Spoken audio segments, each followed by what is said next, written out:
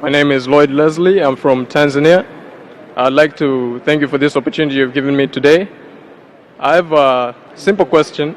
I'd really like to know, where does Islam stand in giving people second opportunities?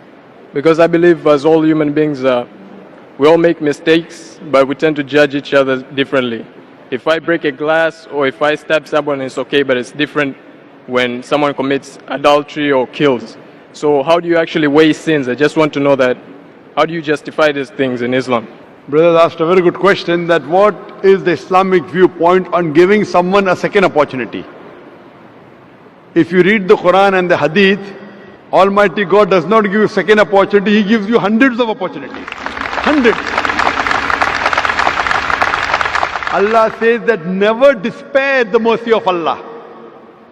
Never despair, never think that Allah will never forgive you.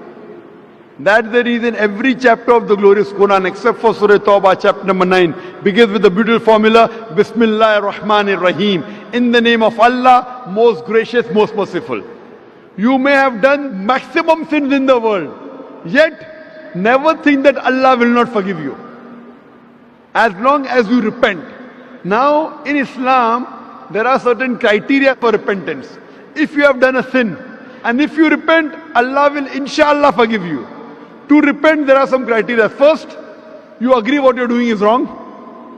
Number two, stop it. Number three, that if you can reverse it, the act, you reverse it. Number four, never do it again. Agree it is wrong, stop it, reverse it if you can, never do it again.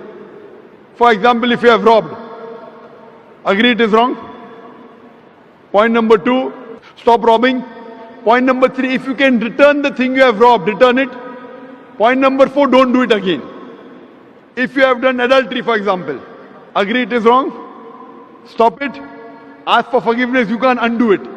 Ask for forgiveness, don't do it again. What about capital punishment? How do you explain? Brother, that's a very good question. How do you explain the capital punishment?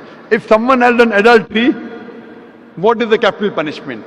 In Islam, capital punishment is there if there are 4 witnesses. In Islam, if someone does adultery and if you have 4 witnesses, then the person who has done adultery is supposed to be put to death. For your information, let me tell you that in the life history of Prophet Muhammad Sallallahu Alaihi Wasallam and the Sahabas, there were only couple of people who were put to death, those who themselves wanted to be put to death. They themselves told the Prophet, I have done adultery. Prophet said, go away. Again the lady came. The Prophet said, when the child is born, come to me. The Prophet kept on evading, but she insisted. Then when she insisted, then the Prophet said, okay, stone her to death. And when she died, one of the Muslims cursed her. So the Prophet said, the forgiveness that she has asked for, even if you distribute in the whole city of Medina, yet it will be more. That means she wanted to be punished so that she will go to Jannah. There is not a single case in the hadith of Muhammad Sallallahu Alaihi Wasallam where a person was put to death because of 4 witnesses. There were few cases, all of them volunteered to be killed. That means even today, even in Saudi Arabia, I don't know of any case where a person is put to death because of adultery, because of 4 witnesses. Unless the person himself or herself comes and tells, I have done adultery, put me to death. That means don't do adultery in public. It's a big sin. It's a major sin. It's the 10th major sin in Islam. But if you do adultery, it is between you and Allah. You ask for forgiveness, don't do it again, Allah will forgive you. Again you do adultery, again ask for forgiveness, and you repent, Allah will forgive you.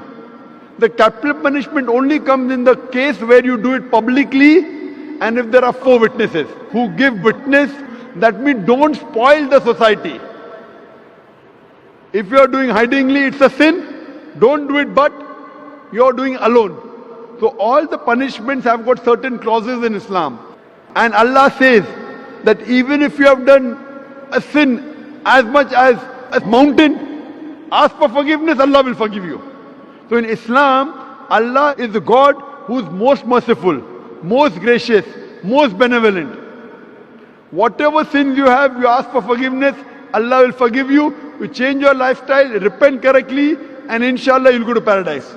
Hope that answers the question. Thank you very much. Thank you.